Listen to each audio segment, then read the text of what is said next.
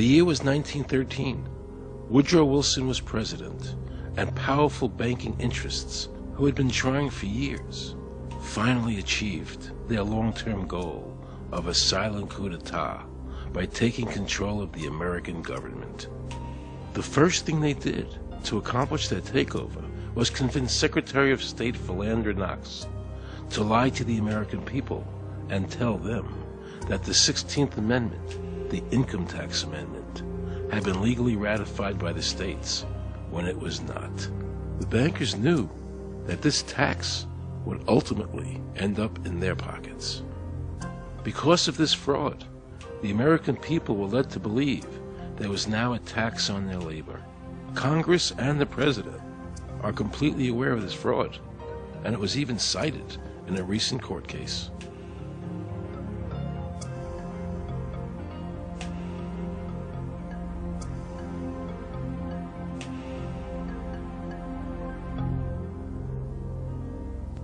That very same year, the bankers committed their second and by far the most diabolical fraud ever perpetrated on the American people by bribing senators to pass the Federal Reserve Act without the required constitutional amendment. All in favor, say aye. They did this during Christmas vacation, when many senators were home celebrating their holidays with their families. And that's how the unconstitutional Federal Reserve Act came into being. They were very clever, and they understood that whoever issued the money for America would control the government. The bankers won, and the American people lost, because most politicians will sell their soul for $1. And now the Federal Reserve could issue dollars legally. As Mayor Rothschild said, "Give me control of a nation's money supply, and I care not who makes its laws." He knew that he and the other bankers would now control the laws of the nation. Government gave these bankers one of its most important powers, and now had to borrow money from them and pay interest to finance the government. So the American people were forced to lower their standard of living and pay a graduated income tax to the government, just so the government could give these bankers more profits. President Woodrow Wilson, who signed the Federal Reserve Act into law, later said, in regret, "I am a most unhappy man. I have unwittingly ruined my country. A great industrial nation is now controlled by its system of credit.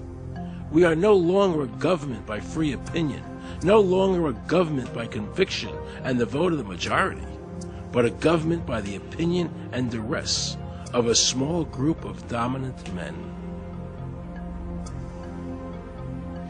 The Federal Reserve was created by Congress in 1913, and it was entrusted with the power granted originally to the Congress by the U.S. Constitution to coin money and regulate the value thereof.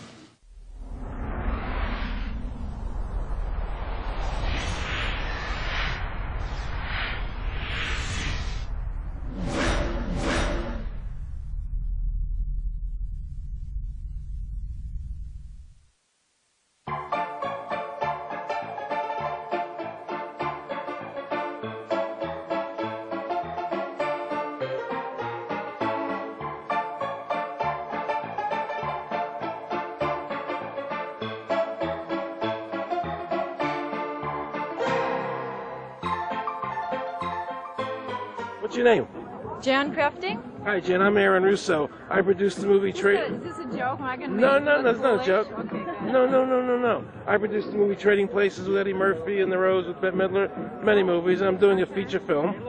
And my film was about my quest to find out whether or not people pay income taxes. Do you pay an income tax? Yes, I do. You do? Yeah. Have you ever seen a law that requires you to pay an income tax? Have I ever read it? You mean in the page, black and white? No, Yeah. no. So you pay the income tax, I assume? Of late. Well, actually, no, I didn't file last year, but Okay. I'm sorry, is this on film? No, I paid my tax. My question to you is, have you ever seen a law that says you have to pay an income tax?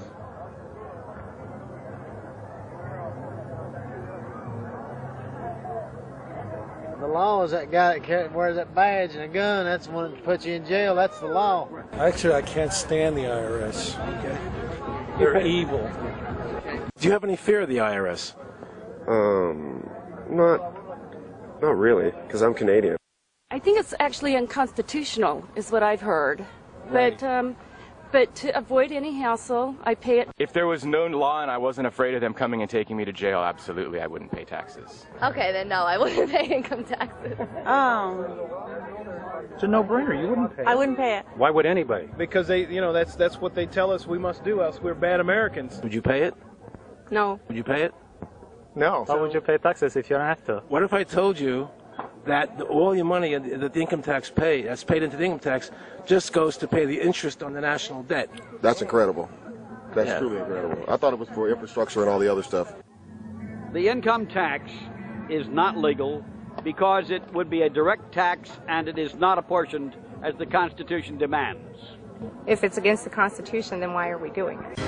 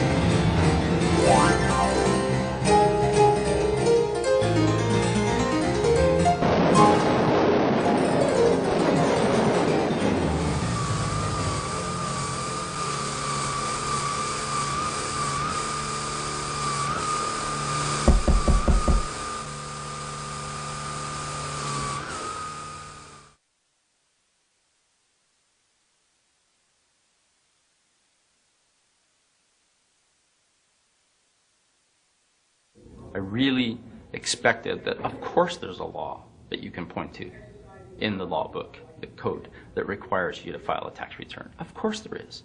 Maybe I don't know what it is right then as he was speaking to me, but sure. So naively, I agreed to go off and research it and get back to him. 3.5 months later, I was at that point where I couldn't find the statute that clearly made a person liable, at least not me and most people I know. And I had no choice in my mind except to resign. I had to leave the IRS because I presented evidence that I had accumulated indicating that the agency was violating the law and violating people's rights. And I asked the agency for a response to my sincere concerns. And the answer I got was that they would not respond to my concerns and that they would provide me with the paperwork necessary to tender my resignation. But We the People Foundation for Constitutional Education put a full-page ad in the USA Today on July 7, 2000. And within the body of that ad was a $50,000 challenge for anyone that could show the law. And to me, $50,000 is a lot of money. So I went after that and did the research based on the fact that I thought, let's put this baby to bed. I'm hearing all these rumors. I'm going to kill 2 birds with 1 stone. I'll answer these people's questions that are asking me, and then I'll win this $50,000. And, based on the research that I did throughout the year 2000 and that I'm still doing, I have not found that law. I've asked Congress, we've asked a lot of people in the IRS commissioners, helpers. They can't answer, because if they answer, the American people are going to know that this whole thing is a fraud. I was surprised to hear these highly trained and decorated IRS agents telling me there was no law requiring American citizens to file a 1040 or to pay an income tax on their labor. I haven't filed an federal income tax return since I left. I have not filed a tax return since 1999. Approximately 67 million people don't file an income tax return. I made a decision to go to Washington so I could attend the We the People Foundation press conference. They were going to serve a class action lawsuit on the IRS, signed by over 3,000 people, because the IRS has refused to show the law that makes Americans liable to file a 1040 or to pay an income tax on their labor. I was very curious as to why the IRS refused to show the law, as it seemed such a simple thing to do. Yet I was skeptical about the Foundation's claims. There had to be a law, right? I mean, we've all been told over and over and over again that we had to pay income taxes. No answers, no taxes. No answers, no taxes. No answers, no taxes. Most people believe that the income tax system is legal and that the revenue from the tax is used in the public interest. However, there is a substantial, conclusive body of evidence that proves that our income tax system represents the most pernicious form of tyranny.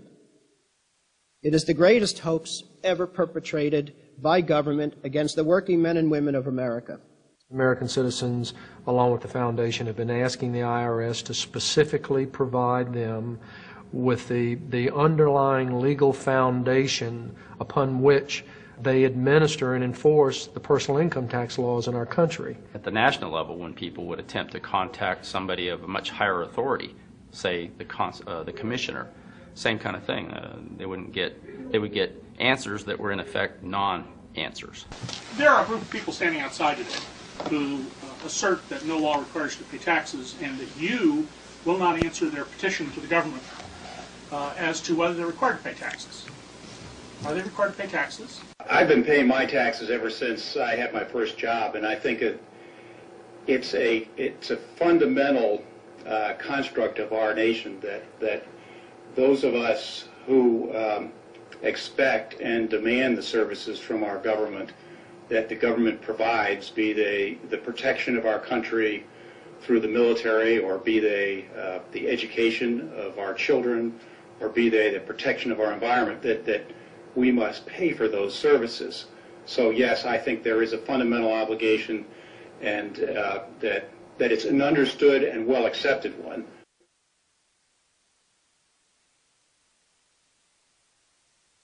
Joe Bannister and I had a meeting in the White House with President Clinton's economic advisor, Jason Furman.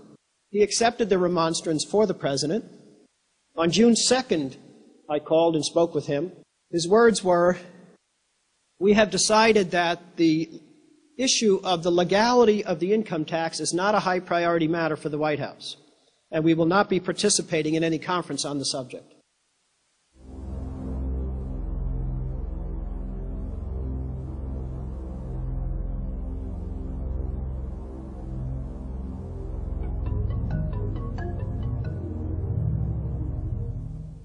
I decided not to eat until my death or until the government agreed to send their experts to meet with the experts from the tax honesty movement. And with the help of Congressman Bartlett, a deal was made. I'm very pleased that through these several trying weeks and now months, that we have secured the agreement of the IRS and the Justice Department, because some of the questions are beyond the purview of IRS, that they will both attend a public symposium where these issues can be formally addressed. Last Thanksgiving, DOJ and IRS notified Congressman Bartlett that they would not participate. Congressman Bartlett then waited until late January. He informed me that he would not be participating. Why do you think you've been able to get away with not paying or filing your income taxes for so long? Well, first of all, I've not gotten away with anything. I'm not hiding from anyone.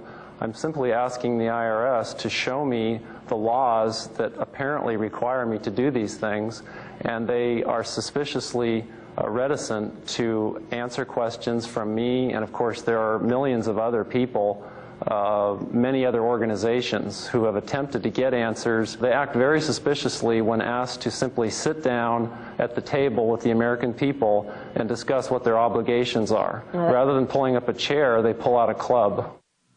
As a matter of fact, David K. Johnston of the New York Times asked Terry Lemons of the IRS, why won't the IRS answer the questions set forth in the petitions from the American people.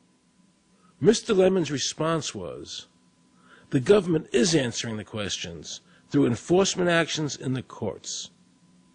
This is a very chilling remark on the government's use of brute force instead of civility and logic.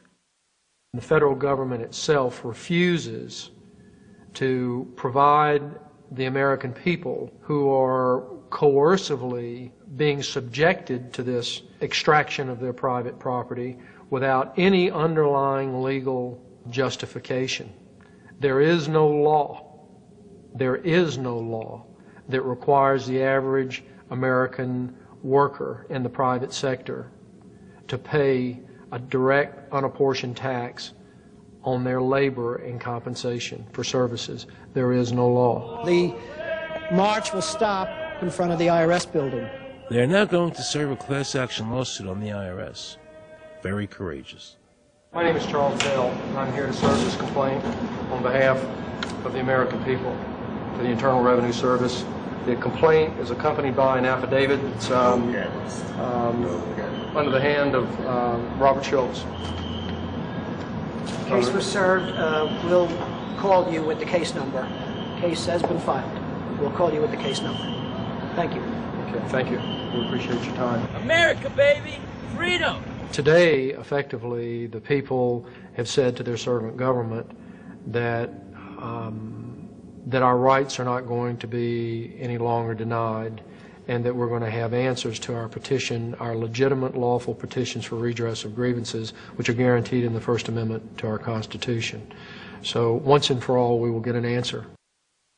On August 31st, 2005, federal judge Emmett Sullivan ruled, the government does not have to answer the American people's questions, even though it is guaranteed in the First Amendment.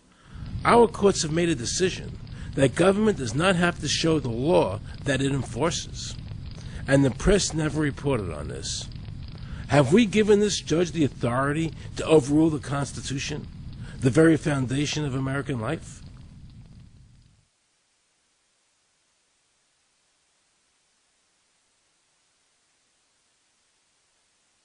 I believe that in both spirit and substance, our tax system has come to be un-American.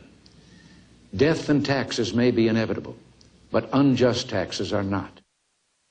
The country's taxes must be fixed, and I know what to do with it. If you think you're paying too much now, just wait till I get through with it. Now, Mr. Hanley, I'd like to ask you something.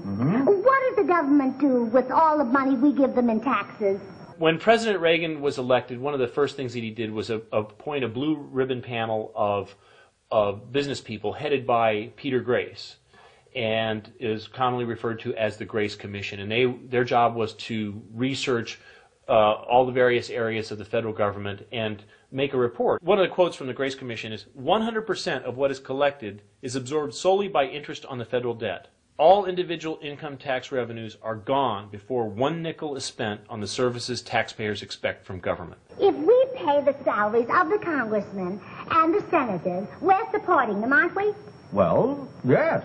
Yeah. Well, then why can't we list them as dependents and deduct them?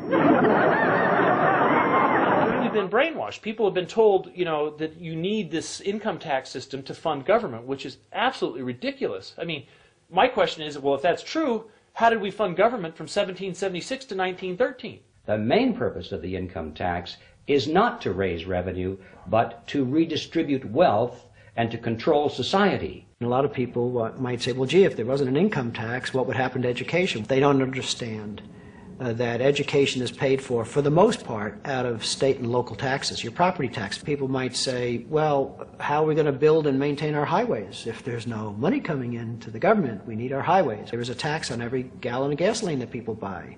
Proceeds from the income tax do not pay for highway construction. The amount of money that we spend on defense is exactly equal to the amount of corporate income tax, which is quite legal and quite constitutional. I think we should not want the income tax for several reasons. One is that It is the instrument of totalitarianism. It is the means by which the government can manipulate people and put you into a condition of servitude. Every year you give the federal government a form that says, here's how all my money worked. If you lie, you could go to prison. So you're required to give them a financial statement that under, the force of law could put you in prison if it's not impeccable, right? And under the law, they're supposed to do the same. They're supposed to give you back a financial statement that says, here's what we did with your money. Except you comply and they don't. In fiscal 99, the Department of Defense had 1.1 trillion of undocumentable adjustments.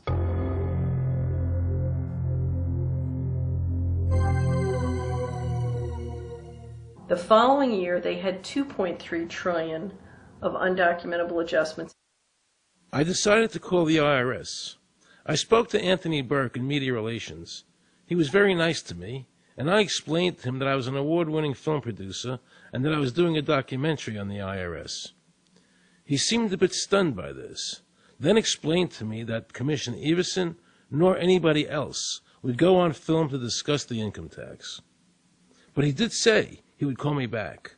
I thanked him for that, but I couldn't help wondering, why was the government making it so difficult for people to see the law? So I decided to bring my crew down to the IRS building to see if I could find some employees to interview. And here's what happened. I said you cannot film here, that's it. Who are you to tell me I can't film here? What's the law?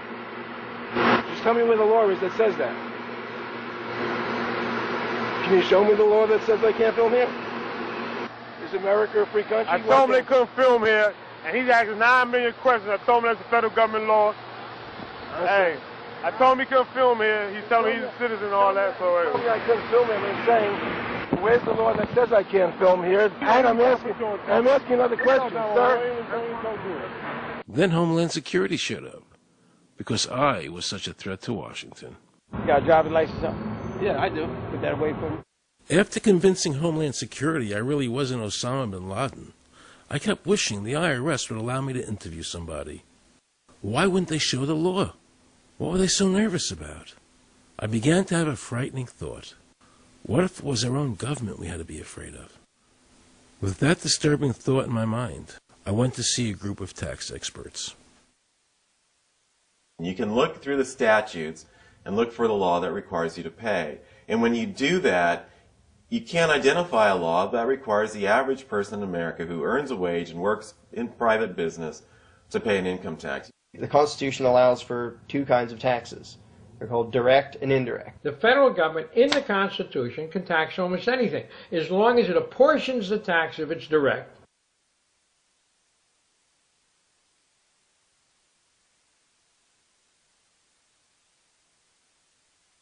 The indirect tax is, for example, an excise tax. I can avoid the excise tax on gasoline. I can choose to ride my bicycle. I can avoid the excise tax on tobacco. I can choose not to smoke, or I can grow my own tobacco.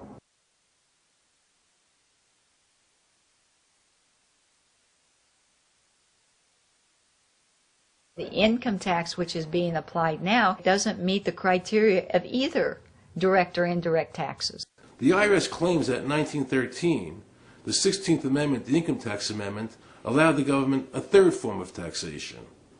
What was the Supreme Court's ruling on that? The Supreme Court in the case of Stanton versus Baltic Mining. I mean, what could be clearer than this?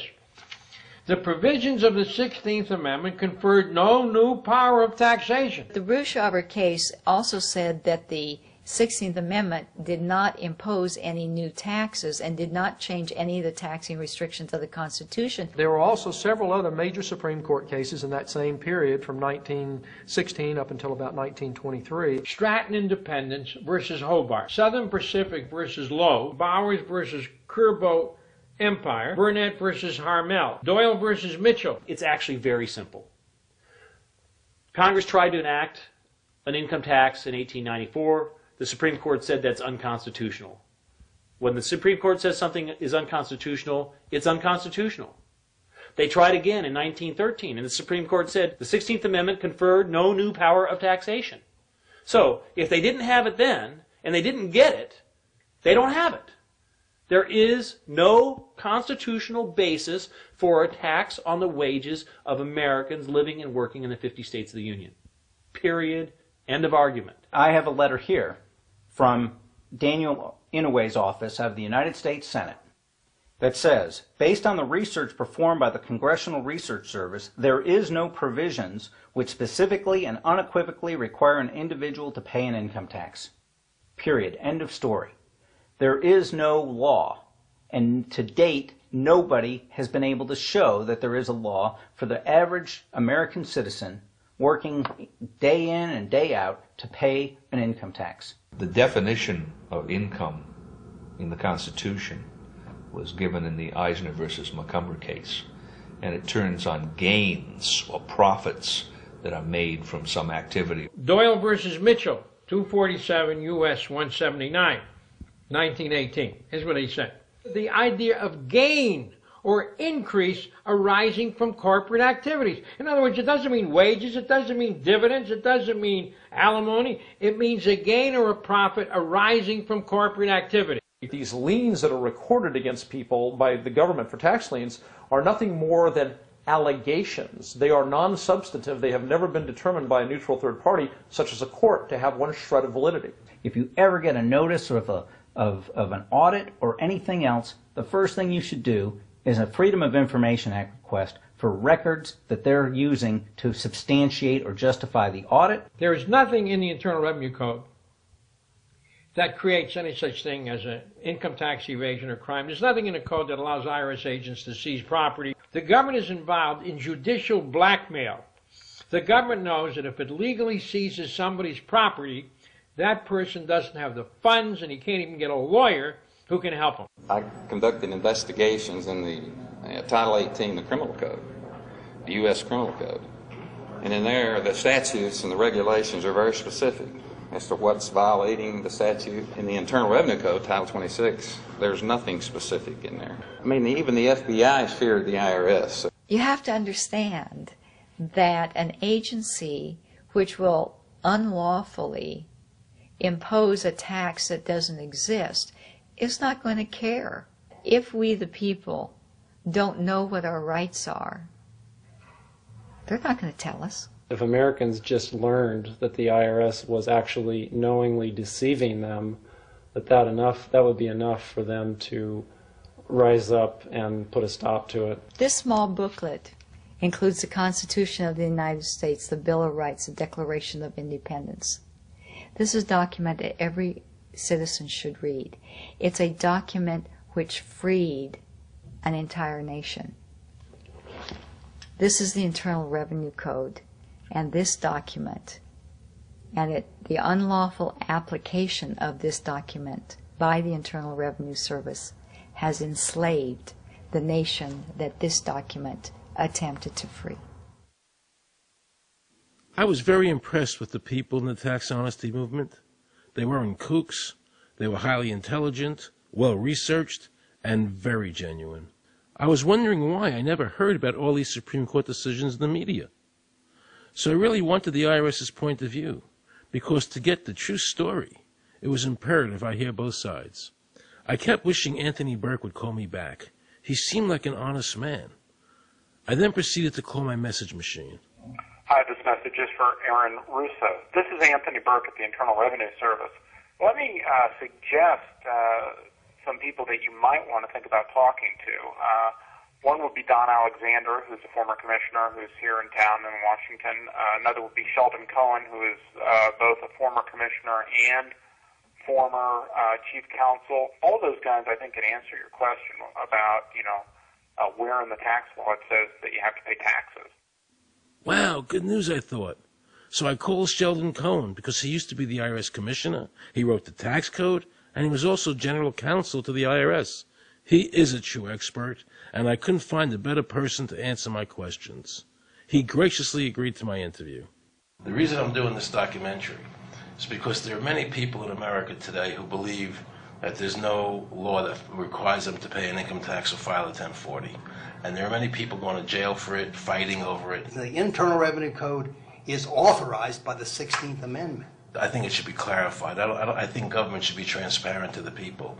Why doesn't the IRS commissioner sit down with them and just explain it in clear English? Why? I don't think they really care. I think they're just playing word games. You don't think they're sincere people? No, I don't think they're sincere people. What does voluntary compliance mean? And why does the IRS code say it's voluntary to comply, not mandatory?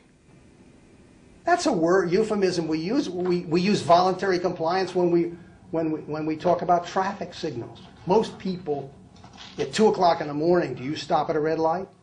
Yeah. Is there a cop there? Well, sometimes I don't.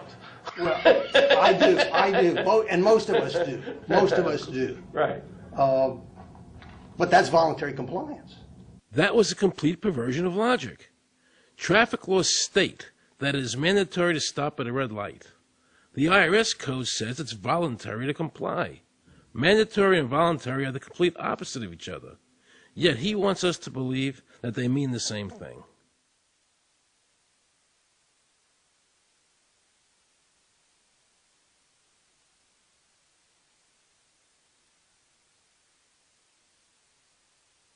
So can the government criminally prosecute somebody of information put on their 1040? Yes. Right, so doesn't that violate the Fifth Amendment? No. But the Fifth Amendment says I don't have to do anything that incriminates myself. Well, it doesn't incriminate you to put your income down. But you said before I could be put in jail for it. The commissioner wants us to believe that although the IRS demands that you fill out the 1040 and you can go to jail for it, that they are not violating your Fifth Amendment rights of self-incrimination. That is absurd. Isn't it true that the word income is not defined anywhere in the Internal Revenue Code?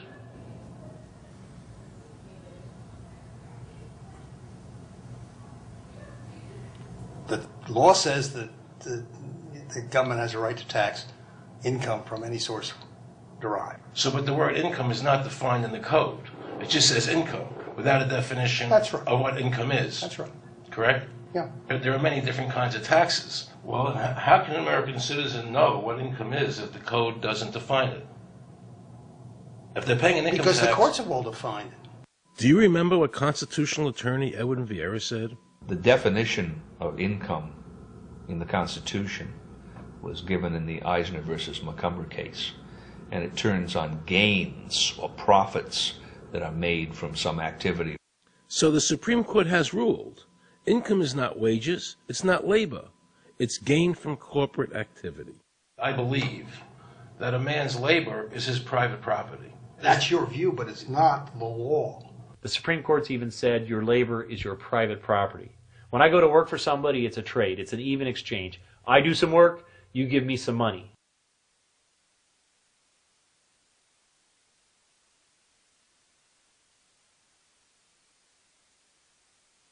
In 1916, we had the Bruce-Shaber case and the Stanton case. And the Bruce-Shaber case and the Stanton case said that the 16th Amendment gave the government no new taxing power. I'm not going to argue the niceties of that with you. And it came up again in a case called Peck versus Lowe, where the Supreme Court said the 16th Amendment did not extend Congress's taxing power to any new or accepted subjects. In other words, if you weren't taxable before the 16th, you weren't taxable after the 16th. Today I interviewed a juror, who sat on a case, and they found the person not guilty for lack of filing, And I asked her why they found him not guilty. And she said because the IRS couldn't show us the law that made him liable to file a 1040. All they need to do, if there is a law, is to show us the law. Which, of course, they never did. And the reason they didn't do it was why? Because there is no law. Title 26 requires you to file a return. But doesn't Title 26 have to be in compliance with the Supreme Court decisions? You're going to take a 1920 case and superimpose it on the whole Internal Revenue Code that was written after it? No, that's not... I can't believe what I just heard. Rewind. You're going to take a 1920 case and superimpose it on the whole Internal Revenue Code that was written after it? No, that's not... Remember he said earlier the Internal Revenue Code was authorized by the 16th Amendment? The Internal Revenue Code is authorized by the 16th Amendment. Remember, the Supreme Court said the 16th Amendment did not give the government any new taxing power. These decisions have never been overturned. Let's listen further. Can the lower courts overrule the Supreme Court? No. How are they putting people in jail today for not paying a tax on their labor when the Supreme Court said they don't have to? Doesn't the IRS code have to be in compliance with the Supreme Court? That's my big question. This is a waste of time. Well, because whatever I say, you're not going to believe. He's right. I don't believe him. And neither should you. He wants us to believe we should obey the IRS code, which is being enforced in violation of the many Supreme Court decisions. If the Supreme Court made a decision... Thank you, Aaron. I think we're finished. I'm sorry, Mr. Cohen, you're doing that. Well, I'm sorry that you constantly re-argue the point. You're liable because the law says that you're liable, and the courts say the law says you're liable, and that's why you're liable. You see, he's talking about the lower courts, who are not in compliance with the Supreme Court, as they have to be. Doesn't the court have to be in compliance with the Supreme Court? The Supreme Court has so held. Where? You caught me unprepared. I'll come back. Well, I don't want to do that. But let me ask you a hypothetical question. No. You're making silly arguments here. Why is the Supreme Court decision a silly argument? Well, because it's inapplicable. That made my heart stop. He just said Supreme Court decisions do not apply to the IRS. That's the behavior you would expect from a totalitarian country, maybe China or Russia or Cuba. Not from America. They're just making up the law as they go along. Now I knew the tax honesty movement was right. The IRS thrives on intimidation and fear, not by law. It's no different than a criminal protection racket, using force to extract your money from you. Then the former IRS commissioner, now working at a prestigious Washington law firm, threatens me. Watch. Aaron, you understand Yiddish. Kornisht helfen. For those of you who don't understand Yiddish, that means nothing will help you. Now it all became clear.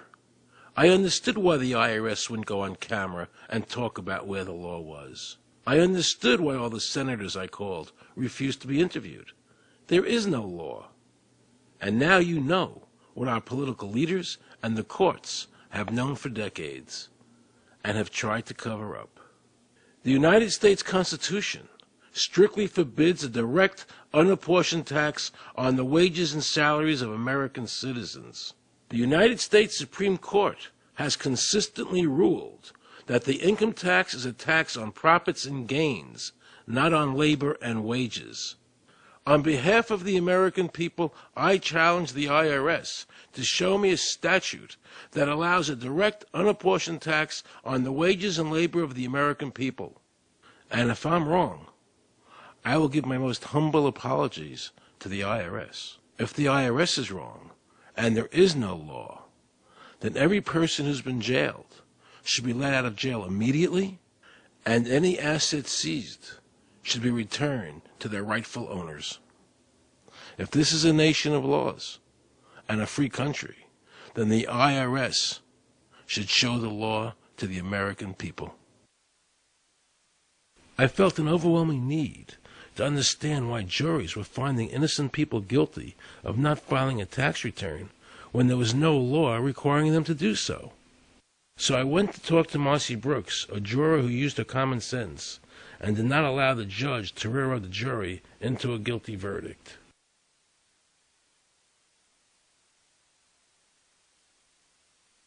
He was being tried for 4 counts of not filing his income tax. Okay. And our question was, well, what is to decide? Either he did or he didn't. It never occurred to us that he might actually be innocent while at the same time not filing. In the federal government, it is not a felony not to file taxes. Finally, they said, okay, if we're going to get this guy, we're going to have to put it in the state. They called up the IRS agent, Agent Craner. Craner? Yeah. Robert Craner? Mm-hmm. This is Ken Doherty, who's also an investigator with the Illinois Department of Revenue. This is a request for a copy of the delegation and authority order. Right, and I talked to my boss about that, and he said that my badge is that. Badge is the authority. And I thought it had to be in writing. The last question that the defense asked him was, did you write any of this down? And Agent Craner looked right at him and right at us, and he said, "I never wrote anything down." And yet when we saw the video, there he was, writing notes, you know. And so I'm thinking, okay, at this point, the judge is supposed to say, "Agent Craner, it is clear that you have committed perjury." It wasn't even noticed. It finally came to the climax. Mr. Harrell looked right at the prosecutor, and he said, "I will tell you the same thing I have told over and over again to government officials. You show me the law that requires me to file a tax return, and I'll be glad to do it." And again, I ask, under what is the requirement that you claim and are required to do these things? And the requirement under the regulations is what section? My question to you is, what particular acts are we discussing here that I am liable to do these things that you claim I'm liable to do? Your exact question would be again? Okay, what is the section that what? But I guess I'm still not understanding your question, Mr. Harrell. Well, you must be familiar with what that you have the police powers to enforce. Yes. The prosecutor absolutely ignored him. And he started slandering Mr. Harrell. Just started attacking his character. They're calling us tax cheats, they're calling us fanatics, they're calling us weirdos. I don't care what you call me, but I have one question. Where is the law? Show me the law. They can't let this turn into a rational debate, because if they do, they lose it.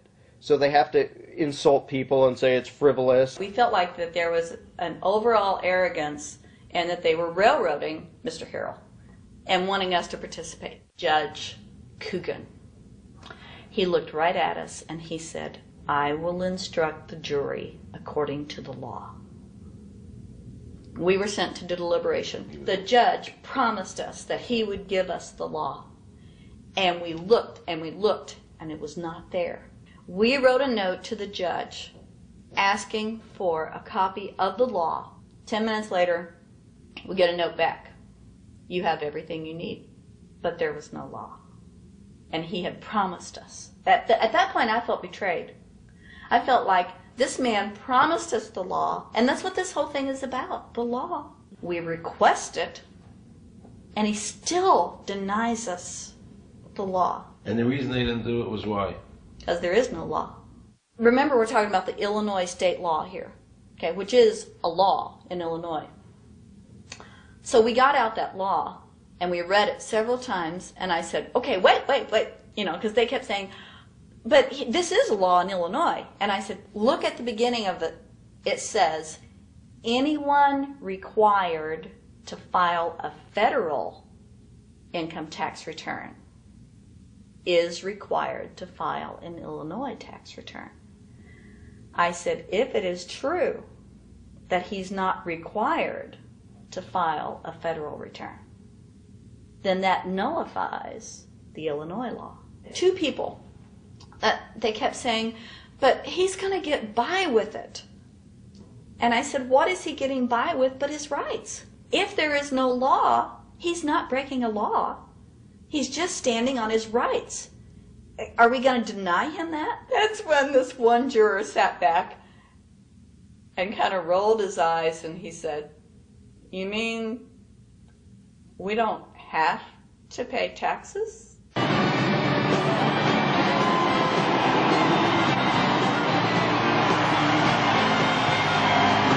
All of a sudden we realized that this trial was much bigger. And the ramifications of this trial were going to be so broad if it actually got out. I mean, it's like we had just discovered this great government secret. And so when we came out for the delivering of the verdict, the judge was, I'm sure, even at this point, I'm sure he still thought we would give a guilty verdict. And the reason I say that is because of the look on his face when the first not guilty was read. His face just turned white. I mean, it's like, I don't believe this. The second time, you could hear people out in the audience, just in the courtroom, just going, wow, and the judge is just getting red in the face. I mean, he was just livid. And the judge got up and left. I sat there and I thought, this truly is a victory for the people. And I have never felt more patriotic.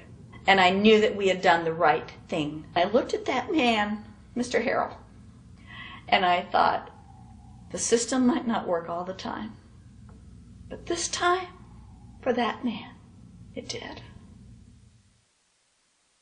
In November 2004, the government arrested former IRS criminal investigator Joe Bannister. They charged him with fraud for telling the American people the truth about the income tax laws. The jury obviously agreed with Joe. Well, it just showed Mr. Bannister to be honest and straightforward and working within the law. Vernice Kuglin, a Federal Express pilot, claimed there was no law requiring Americans to file an income tax. She also won in court. 24 people were criminally charged by the IRS because they claimed there was no law requiring them to file an income tax return. The fact is, neither the judge nor the prosecutor nor the IRS could bring that statute in there because it's not in the books. The jury came back with an acquittal for everyone. When the matter is put to the test, which means in terms of court and enforcement action, there is a 100% success rate in shooting down these arguments. The mafia has a code and they follow it, and it's a code of honor. But the IRS has no code of honor.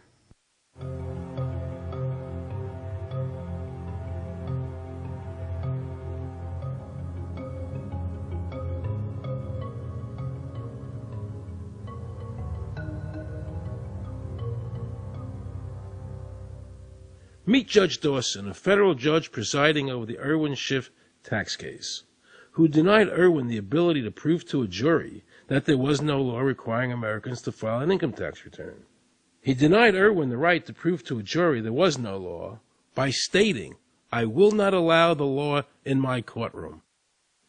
But the judge made sure the government never had to show the law as written by telling the jury, "You must follow the law as I give it to you." Nobody can know what the law is, because the law is what the judges say the law is. The lower courts today will not allow people, especially in tax cases, to bring in Supreme Court decisions as their evidence.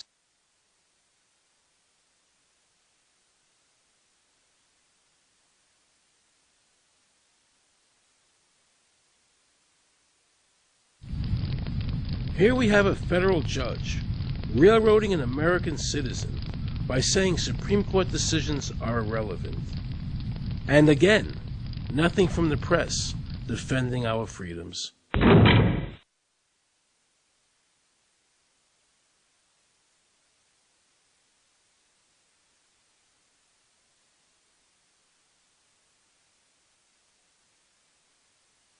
So if you ever find yourself as a juror on a tax case, be sure to ask the judge to show you the statute written by Congress that allows the government to tax the wages of the American people. If the judge can't show you the law, then how can you possibly, in good conscience, convict someone and destroy their life?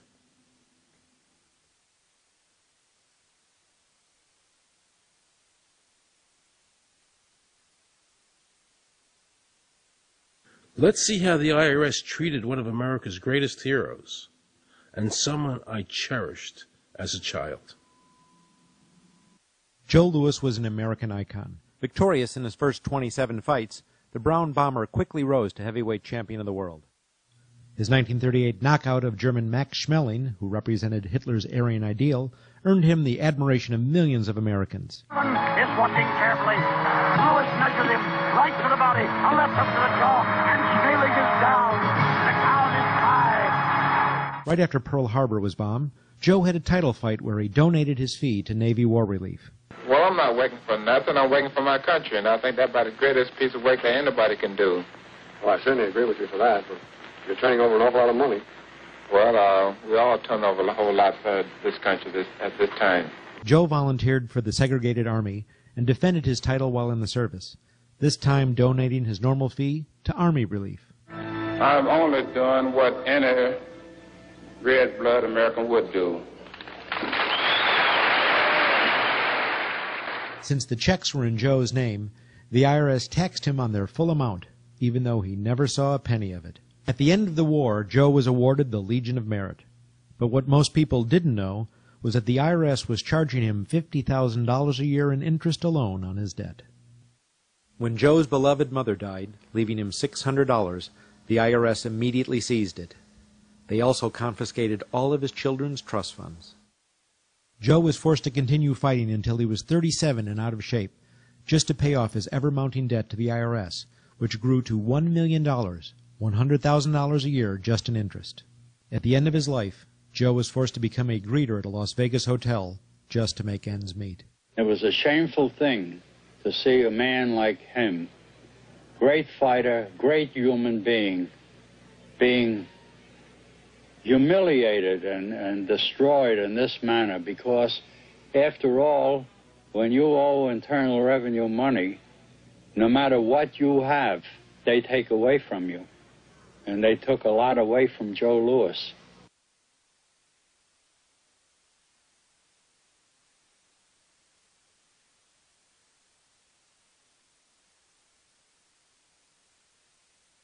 I made a decision to drive to Virginia Beach from Washington because I had heard stories about two law-abiding families who had been brutalized by the IRS. They were falsely accused by their bookkeeper of being drug smugglers and tax cheats. And incredibly to me, without any investigation, the IRS proceeded to raid their place of business and their homes, even though they had done absolutely nothing wrong. On Saturday morning, 4 different raiding parties proceeded to raid 4 locations on a Saturday, the day before Easter. I was the manager on duty, and I was up in the deli, and people came through the door. How many came in the door? Maybe about 15 or 20 people. 15 to 20 Yeah. armed agents. With dogs, with guns. They made me get everybody in they went in the kitchen, they went in the deli, they went all over the whole restaurant, told all the customers, took forks out of their hands while they were eating their breakfast, and told them they had to leave. I got the frantic call from Edie, and she said, something wrong. So anyway, I jump out of bed, and I immediately run to the shower. I'm in the shower, and the next thing I know, I hear my son yelling, "Dad!" I went like this, and boom, I'm slammed against the door, and I fall down with a gun in my head. And they're like, "Where's Scotty Miller?" And I'm like, "Dad!"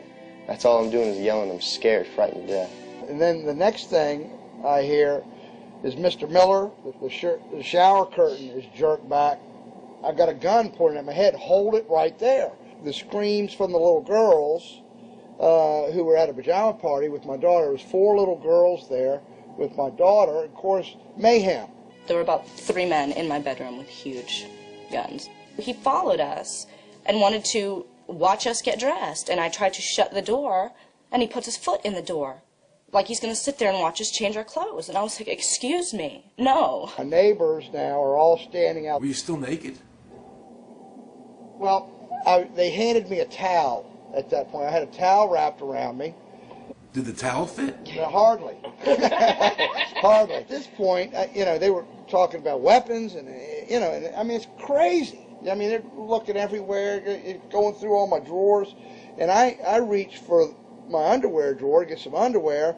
They said, "Don't touch anything, move." They're locking their guns up. They said, "Hold it right there. Don't move around. Don't move." I'm going, whoa. I said, "I'd just like to get some underwear on here, I said, I got women standing here. They keep everything. How did you conduct your business if the IRS took everything? We had to do it out of a shoebox so we could keep going because we requested these things, and I'm told that the government's really not, once they do raid and so forth, they're supposed to at least let you, until you're charged with something, continue your business. This wasn't the case. They kept everything. So you were never even charged? Absolutely not. Charged with what? And when you speak IRS, the whole world shrivels up. The whole world gets fearful to a point where let's not talk about it. I testified in front of Congress. I would like to know why this dark entity, known as the IRS, has come into my life and refused to leave. I raised my children with a zero tolerance for dishonesty. And now they must hear allegations that I am a major drug dealer and a tax cheat? A lot of people out there being abused, and a lot of people saying, look, I'll pay it. Just go away. Just go away. When all that happened, we had to file bankruptcy. We've had cars taken away from us. Kept my daughter from going to college. Do they ever think about the lives that they just destroyed? They think about the ruination of homes and property? No. In this case, we would have never thought this could happen to us. We've never done anything wrong. How can this happen in America when, in my case, personally, I thought that I was doing everything right? I've served my country. I've been to college. At least I've done something in my life. I got a speeding ticket one time.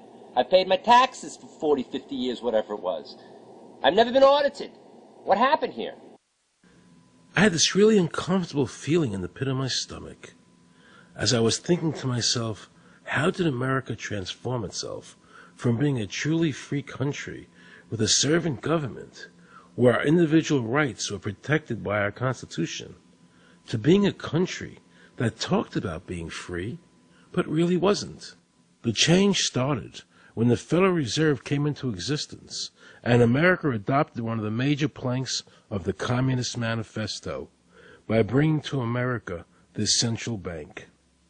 The very same people that backed the Federal Reserve System also backed the graduated income tax, a second plank from the Communist Manifesto. You know that the Federal Reserve is a private bank and not a government agency? No, I wasn't aware of that. It's a private bank? That would scare me quite a bit. What if you learned that the Federal Reserve makes money off the taxes you pay? How would you feel about that? Angry.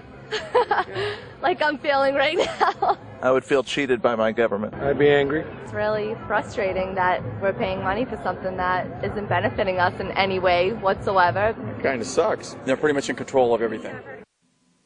I decided to drive back to Washington to see Dr. Ron Paul. He had been a congressman for over 20 years. I had met him previously in 1998 when I was running for governor of Nevada, and I knew him to be an honest and sincere man, and I thought he'd be very helpful in letting me know what the future holds for the American people. Who owns the Federal Reserve? It's secret, and we can't find out what's happening. But the Congress created it, and it's not authorized in the Constitution. The government borrows money from a private corporation using the name Federal that prints United States on it, and then it pays back to the Fed, which is owned by private banks. We don't know who all those private banks are. The money that the government is paying back to the private bankers is the money that comes from you and me. Why in the world would the American government borrow money and pay fees on it when it has the authority to make the money itself interest-free? The Federal Reserve is no more federal than Federal Express. I've never seen a full list of ownership for the Fed. I don't think anybody has. The government works for a private bank, and the private bank works for its owners. The true masters. People talk to me about, the issue of Republican versus Democrat, as if they don't get it. And I say, look, here's the way you get it. It's organized crime. All you do is you call the Republicans the Genoveses, and you call the Democrats the Gambinos. The people at the top, they treat it like a crap game, like it's their crap game, like they're making lots of money. Occasionally somebody at the table shoots each other, but the moment anything threatens their crap game, they all unite to protect it. They're both controlled by the same financial, economic, and corporate interests. Once the banks get into the picture and they form a partnership with the government gives them the legal power now to create bank-issued money backed by the coercive power of government to require everybody to accept that bank money. In the course of the last century, they have converted this nation from a nation of independent freeholders to a nation of employees. And they're just one step away from being serfs. Most people spend the great bulk of their money for taxes, interest, and inflation. And all of that money goes to these two groups that comprise the cartel and their partner, the federal government. It's not a coincidence. So if Congress used its legal authority to shut down the Federal Reserve System, the American people would be much better off. Government should create, issue, and circulate all the currency. Creating and issuing money is the supreme prerogative of government and its greatest creative opportunity. Adopting these principles will save the taxpayers immense sums of interest, and money will cease to be the master and become the servant of humanity. Abraham Lincoln. Young people today are conditioned practically from the cradle on up to think that credit is a wonderful thing. You don't want to damage your credit. You want to do what you can so that you can go to the bank and get a good loan. There are no people who own their own property, who own their own houses, who own their own business, who finance their own business. They're only debtors. The average young person today has no concept that he's being drawn into a web, a trap. Like he's in the feudalist system, only he's going to like it.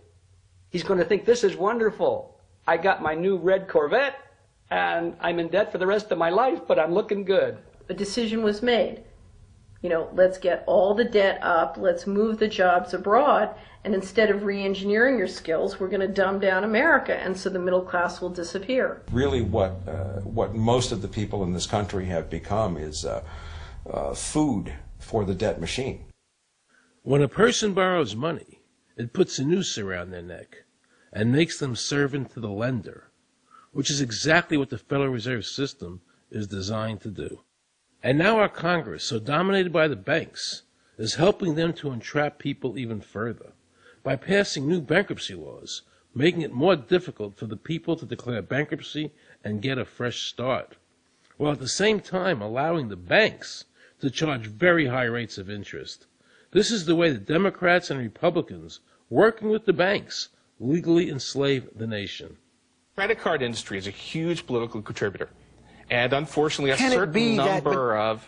It just seems so, like I say, just bald. This idea that credit card industry gives a lot of money to the government, so they will protect them even to the just abject disinterest of their own constituents. That happens kind of a lot. The board of directors of the Federal Reserve System is chosen by the president from a list prepared by the bankers themselves. The process of finding a Greenspan replacement is ongoing and is being managed by a small group of people responsible for coming up with a list of nominees. It's important that whomever I pick is viewed as an independent person from politics. If the American people ever allow the banks to control the issuance of their currency, the banks and corporations that will grow up around them will deprive the people of all property until their children wake up homeless on the continent their fathers conquered. Thomas Jefferson. So the Federal Reserve is actually an illegal entity functioning within government. It's illegal, and what we have given to this so-called agency is the authority to counterfeit money. Do you have any points of view about the Federal Reserve and how the Federal Reserve operates? They just enter something on a computer. Oh, you need 20 billion today. Here's 20 billion, but they got that out of thin air. It came out of thin air, it goes to the Treasury then pays their bills. So it's no different than monopoly money.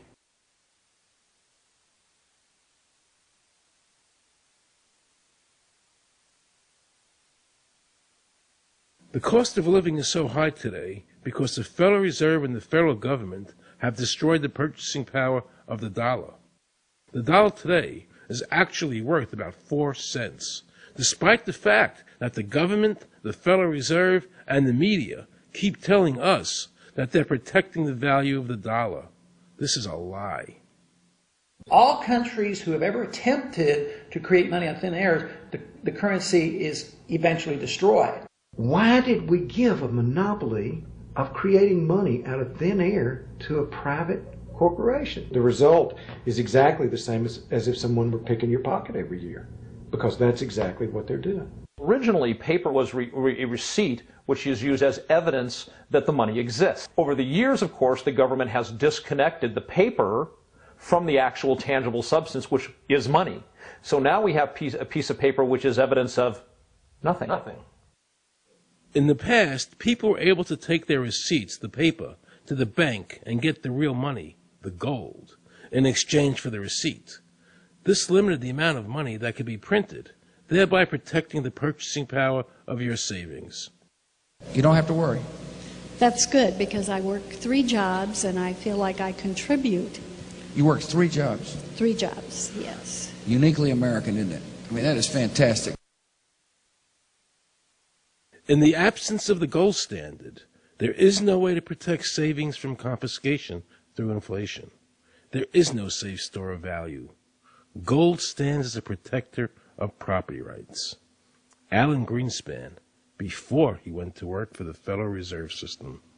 Now Alan Greenspan and the other central bankers want you to believe that the receipt, the paper, is the real money.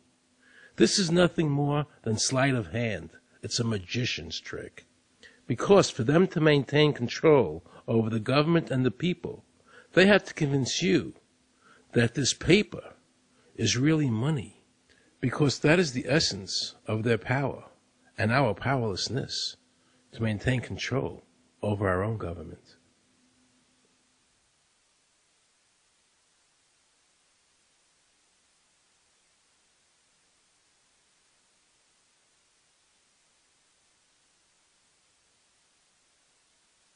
What happened to the gold in Fort Knox? Nobody really knows. When I served on the Gold Commission, I asked them to really, do another audit. I remember it was 15-2. He said, we don't need to audit the gold. It's supposed to be the American people's gold, and so we would like an accounting to tell the American people what is there. I've been told that the Federal Reserve has taken control of the gold as collateral for the dollars they print. They list gold on their balance sheet. How could the Federal Reserve, this private bank, list gold on their balance sheet? They claim they're holding that for the Treasury.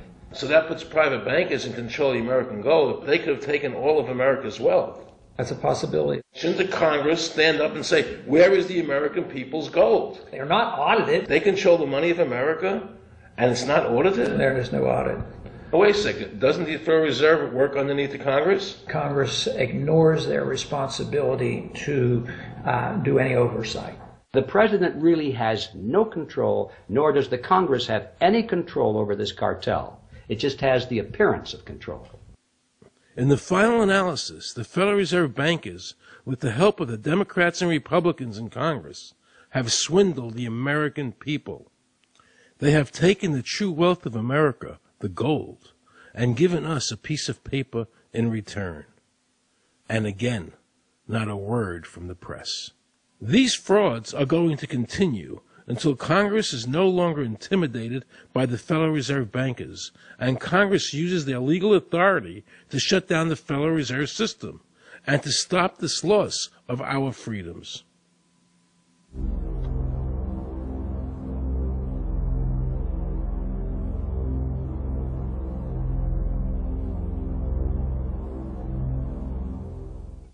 Is there a law that requires people to file a 1040?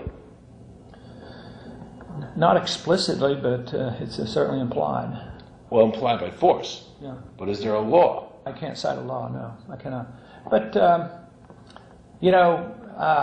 if they think it's the law and they have all the guns, it's an authoritarian approach. Well, yeah, but that's authoritarianism. Yeah. That's not a country run by law.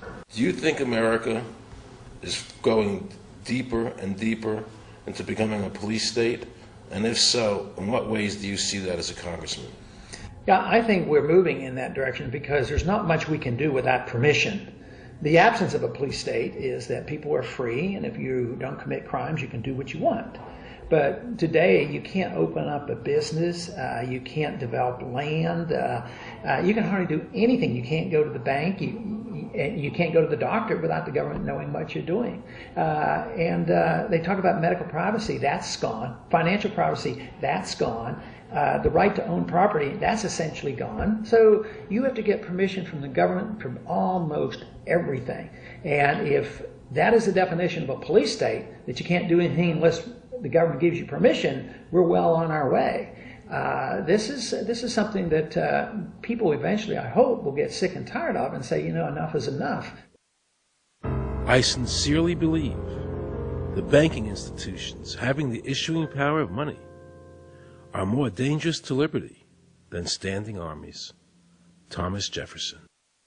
You must understand the Federal Reserve is a cartel made up of the major banks in America, and they are the ones that are running the show, not the federal government. The powers that be behind the system, the financial interests, are able to exercise a disproportionate amount of influence on not only the economic structure of the country, but the political structure.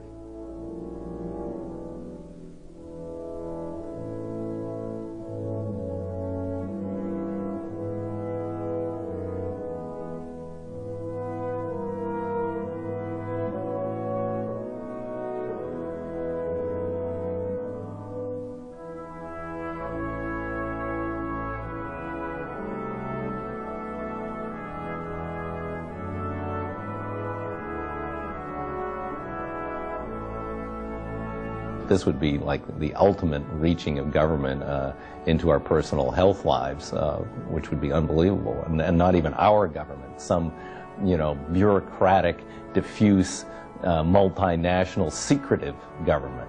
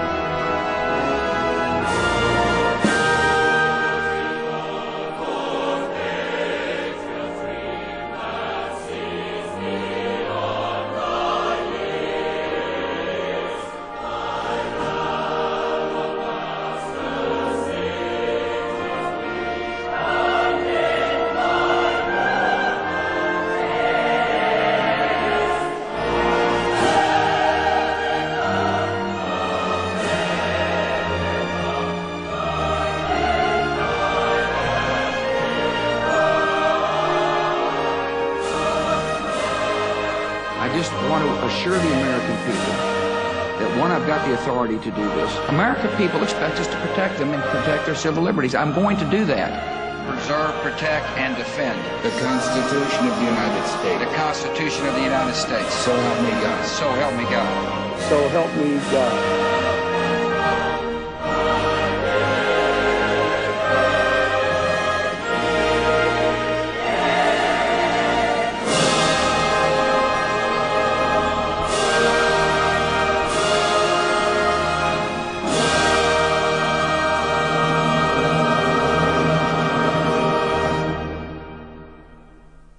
What happens if your own government is using more force and more coercion on its own citizens for the purpose of achieving its political ends? Is that government engaged in terrorism?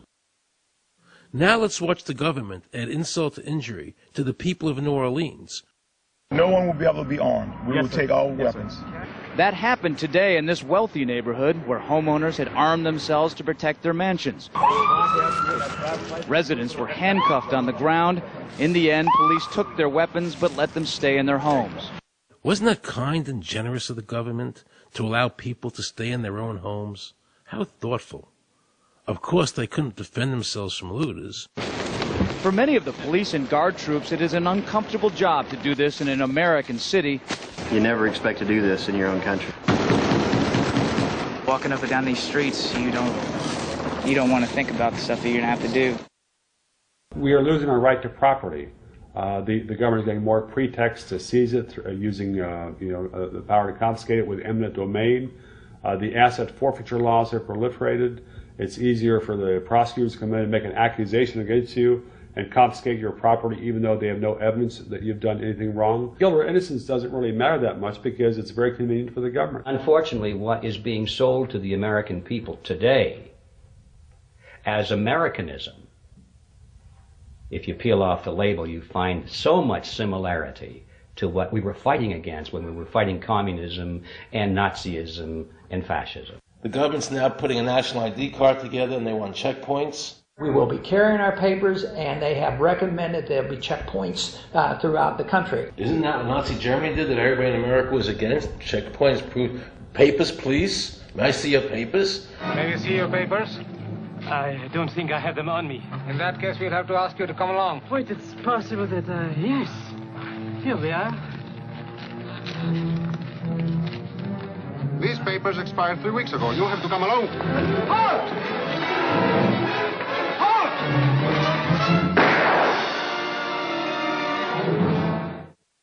The new legislation, the national ID card is in it. It takes 3 or 4 pages to describe, and it will be connected with our driver's licenses. The states will be instructed on exactly what they have to do. Social security numbers will be used. Some type of a physical proof, such as fingerprints or retinal prints, have to be on it.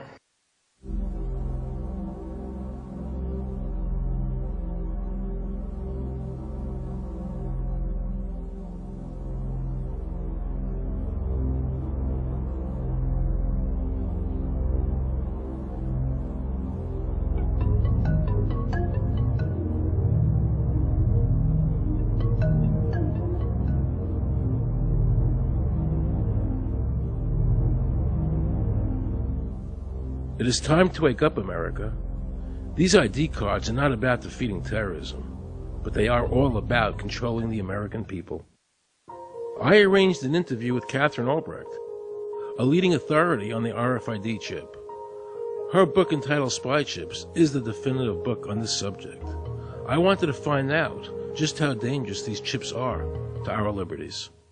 RFID is a technology that uses tiny computer chips the size of a grain of sand or even smaller, hooked up to miniature antennas to transmit information about items at a distance. Back in 1999, Procter & Gamble, Gillette, and MIT got together to find a way to commercialize this technology and make it small enough, make it efficient enough, and make it low cost enough to, essentially, their dream is to put one of these tiny computer chips on every physical item manufactured on planet Earth. The latest technology for identifying people at the point of sale, for identifying people when they make purchases, is actually the implantable chip that you can actually embed directly into human flesh.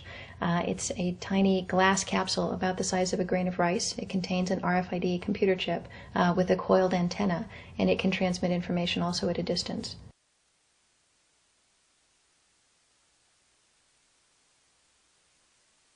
Can a microscopic tag be implanted in a person's body to track his every movement? There's actual discussion about that. You will rule on that, mark my words, before your tenure is over.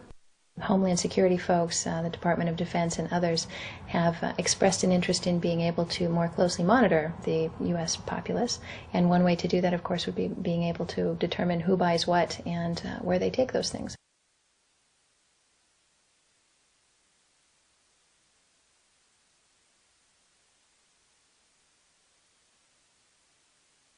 Radio waves can travel through walls, they can travel through wood, they can travel through the things we normally rely on to protect our privacy. For example, your purse, your backpack, your pocket, anything you're wearing or carrying. Kraft Philadelphia cream cheese has been tagged with RFID and sold to consumers, as have Mach 3 razor products and other Gillette razor products, without the knowledge of the consumer. One of the tiny chips could actually even be the dot on the letter I on the back of the fine print on a package that you purchase. They were talking about having reader devices in every airport, on every bus, on every train, on every port, on every dock. One of the most worrisome applications of RFID are proposals to put them into cash, meaning that you would be able to track every banknote, where it had been, who it had been issued to, and create, in essence, an audit trail. That would essentially take away the anonymity of cash that we now enjoy today. The ATM machine itself, as the money came through the roller device, would be reading each number, and they would know who you are because, of course, you identify yourself at the bank before you take money out. And down the road, when you go to pay at a major retailer, It would also be possible for them, as they're putting the money into the cash drawer, to simply feed it through a little reader device. It would go in, it would tag that number and transfer possession from Aaron Russo, say, to Walmart. Once everything you do is tied down to a single number and there is no longer the ability to pay with cash, then all it takes to render you a non-citizen is to simply turn that chip off. You will no longer be able to really participate in any function in society, including buy food. So through the implementation of the Federal Reserve System, the American citizen has gone from being a private individual who had real money, gold, in his possession that was private, to a citizen who has no privacy because all money is now being digitized. They can deduct whatever amount of money they want out of your digits whenever they want. They can trace you whenever they want. You'll be at their mercy. God forbid we allow this to happen in America. This is absolutely Orwellian. I mean, it's talking about Big Brother looking over your shoulder at absolutely everything you do, every purchase you make, every place you go, every company you interact with. All of that would be reported back potentially to the government.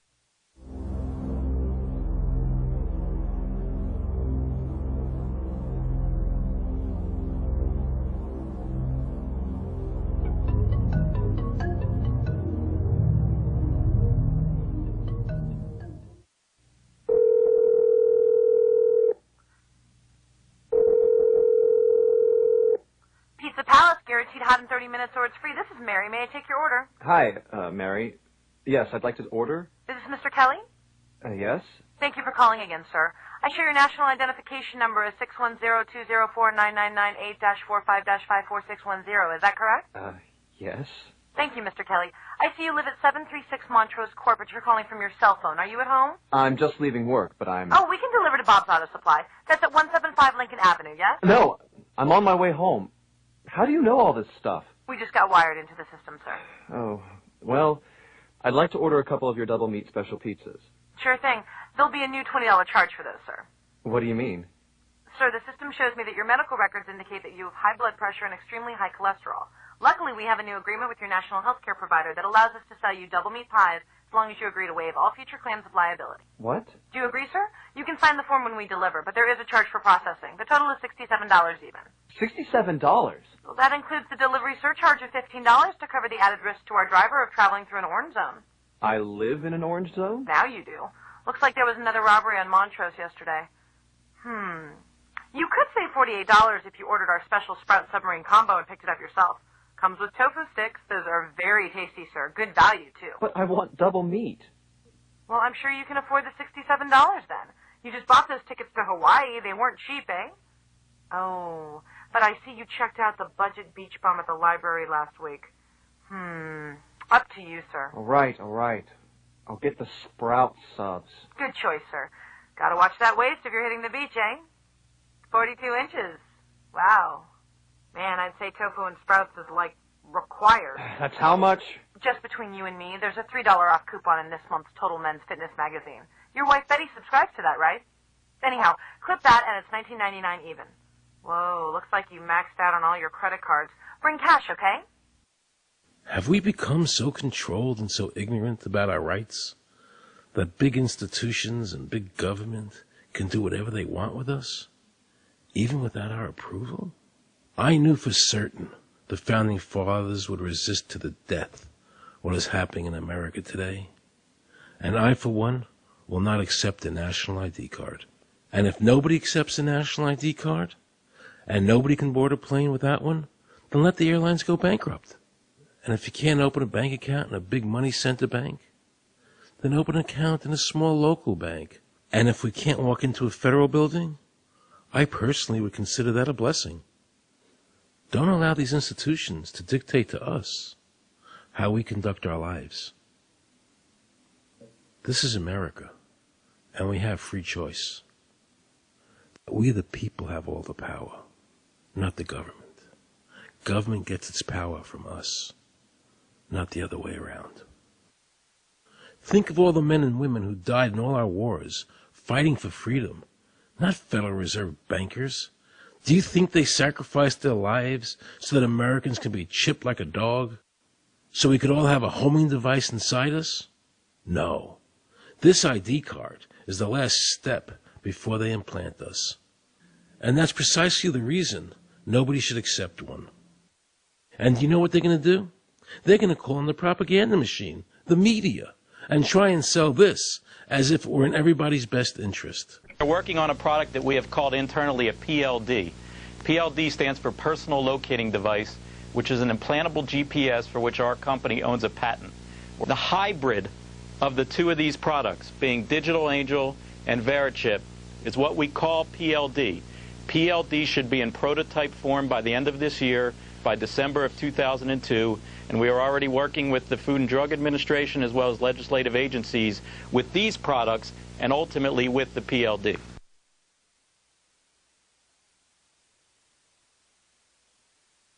We have a Florida family who are really pioneers in a brave new world. They have volunteered to be the first ever to have microchip identification devices implanted into their body. After 9/11, I was really concerned with the security of my family. I wouldn't mind having something planted permanently in my arm that would identify me. Talk about identification papers. Watch what happens to a woman in Florida whose license was suspended. Get out of the car or I'm going to tase you. The next street off the Seacrest. But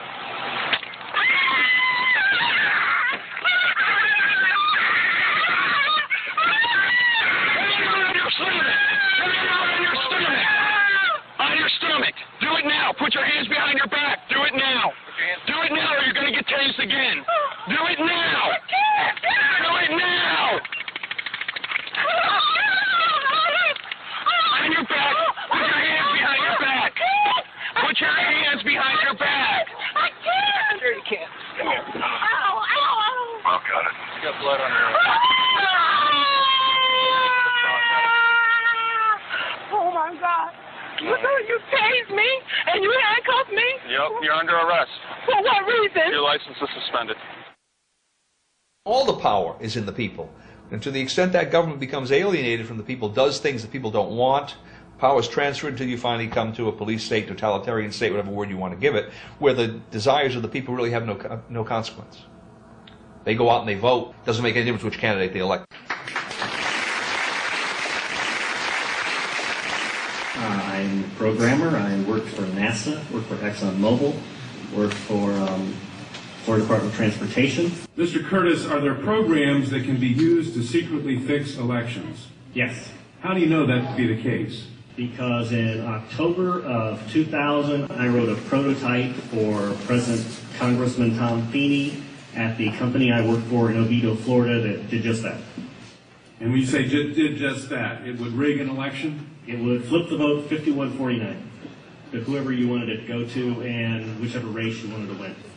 And would that program that you designed be something that elections officials that might be on county boards of elections could detect? They'd never see it. So how would such a program, a secret program that fixes the election, how could it be detected? You would have to view it either in the source code or you'd have to have a receipt and then count the hard paper against the actual vote total.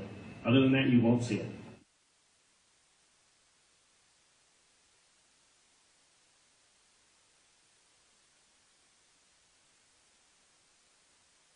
Given the availability of such vote rigging software and the testimony that has been given under oath of substantial statistical anomalies and gross differences between exit polling data and the actual tabulated results, do you have an opinion whether or not the Ohio election, presidential election, was hacked? Yes, I would say it was. So in other words, there's absolutely no assurance whatsoever in anything with regard to these machines? Absolutely none.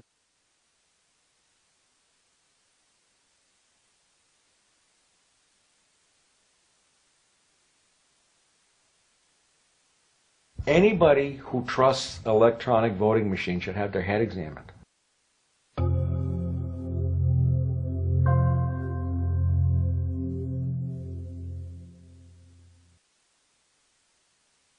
Many of the voting machine companies are owned and operated by foreign agencies.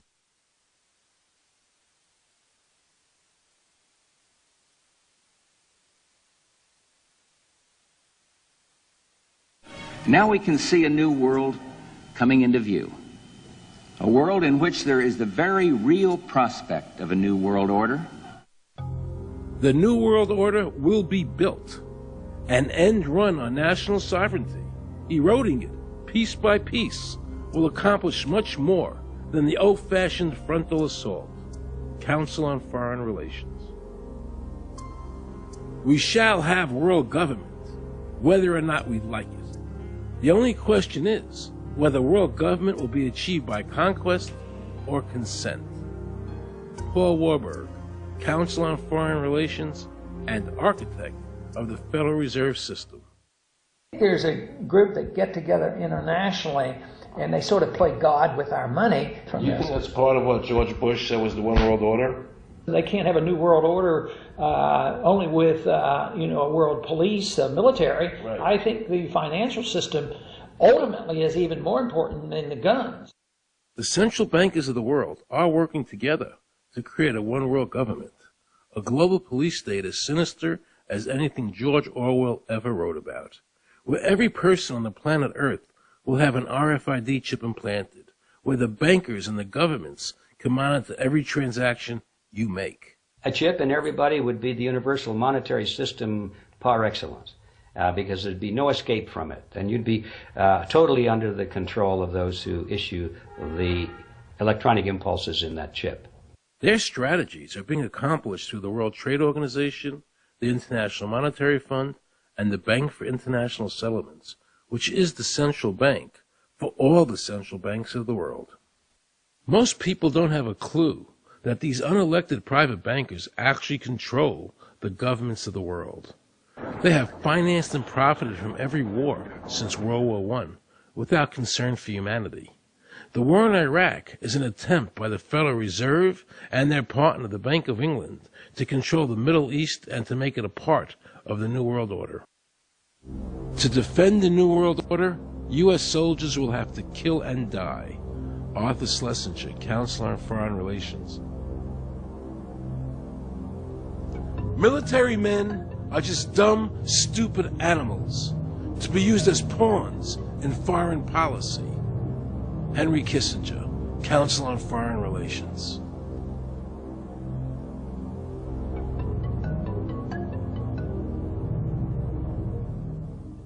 Now let's listen to this quote by Robert Reich, a member of President Clinton's cabinet and one of his most trusted advisors. The dirty little secret is that both houses of Congress are irrelevant. America's domestic policy is now being run by Alan Greenspan and the Federal Reserve. America's foreign policy is now being run by the International Monetary Fund. When the president decides to go to war, he no longer needs a declaration of war from Congress. Dr. Carol Quigley, professor from Georgetown University, who was also President Clinton's mentor, said in his book, Tragedy and Hope, the powers of financial capitalism had a far-reaching aim, nothing less than to create a world system of financial control in private hands, able to dominate the political system of each country and the economy of the world as a whole. And then President Clinton's Deputy Secretary of State, Strobe Talbot, said, in the next century, nations as we know it will be obsolete. All states will recognize a single global authority. All these supposed free trade agreements, NAFTA, GATT, CAFTA, are truly nothing more than the governments of the world and the central banks working together to create a one-world government. They are not free trade. These treaties are government-managed trade, and they are destroying the American worker. Through these treaties, the bankers are actually beginning to control the laws of the world. The fact is that this relationship between the bankers, the government, and the huge multinational corporations is the very reason why the government no longer enforces its immigration laws. The bankers want a one-world government without borders, and the American government is obeying them. If the government was so worried about terrorism, why are they leaving the borders open? But at the same time, telling American citizens they need an ID card with an RFID chip.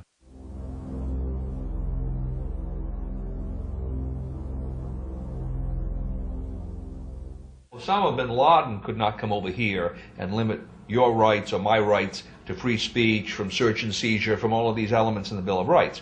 Impossible for him to do that. They could never accomplish that on their own. But through our government, they've apparently accomplished that. Look what happened in Europe. The people that voted down the European Constitution wanting each country to stay sovereign. Yet the private central bankers are pushing the governments forward to make this Constitution happen, even though the people voted against it and clearly do not want a world government nor one European government.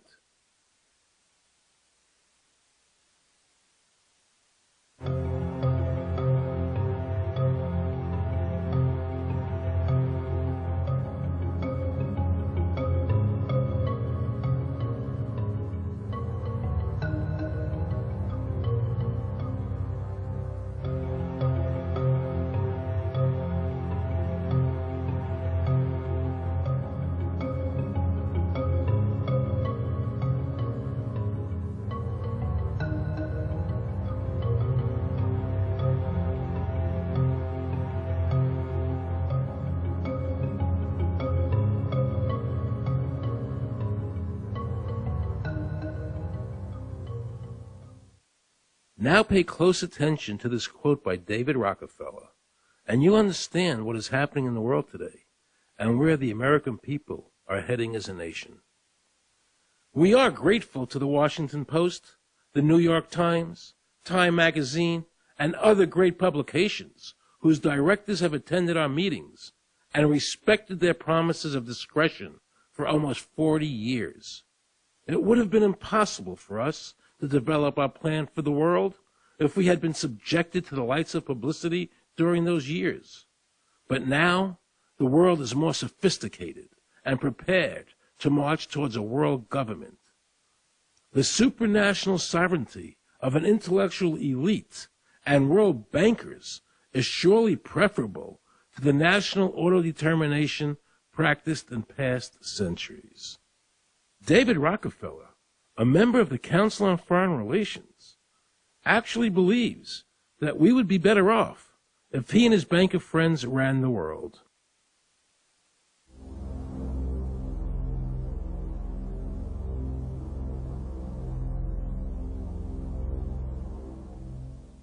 Benito Mussolini had a great quote about fascism. He said that fascism should be called corporatism more properly because it's the perfect merger of power between the corporation and the state. That's how he defined fascism. And that's what we're seeing here. The media controls the information that a person gets. In various ways, they can make sure that the average American watching the tube or reading the newspaper is going to come out with a certain mindset. He's going to say, this is good, that's bad, and that's all they have to do. You look at the ownership of corporate media in this country. Who owns CBS? Viacom? Who owns NBC? GE? Who owns ABC? Disney? Americans have been taught to expect their salvation from government instead of recognizing government as the most dangerous threat they'll face in their lives. And the United States putting together a constitution now for Iraq. You know, why don't we just give them ours? I mean, think about it. It served us well for over 200 years, and we don't appear to be using it anymore, so what the hell?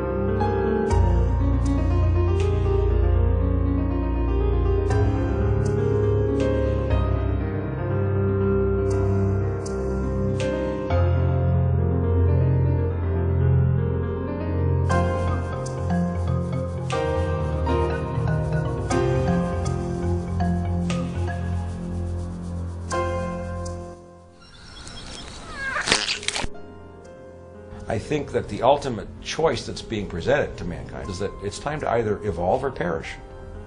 Grow up or die. Become adults. Act like adults. Take some responsibility.